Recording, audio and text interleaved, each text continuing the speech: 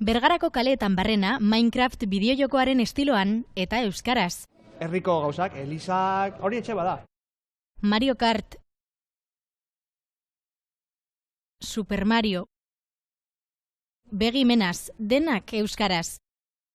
Faltan botatzen euskarako jolasa. Saiak erakoa dauz, baina ondo dengo litzateke bat ematek. Apur bat aurrera iteaz. Jokoteknia jardunaldien 5. urteurrena ospatu nahi izan dute gaur, euskarazko bideojokoen zenbakia biderkatzeko asmoz. Pizkanaka pagoaz, geroz eta joko ezagunagoak lortzen ez, euskaratuta, eta gu pozik gaude zentzu horretan.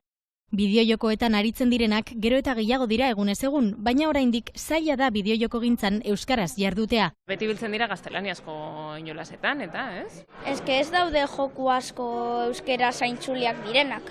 Putxunea betetzeko asmoz asko izan dira azken urteotan jokoak euskarara ekarri dituztenak, edo zerotik sortu dituztenak. Bideojoko hauek euskeraz gozatu alizatea, hurbilago egiten zaigulako. Irakasleen helburua euskal talentuari bultzada ematea eta bertan eusteko deia egiten dute. Industria potente bat, enpresa handi bat etortzea Euskal Herrira, nahiko beharrezkoa ikusten dugula, horren inguruan beste ekosistema bat sortu daiteke.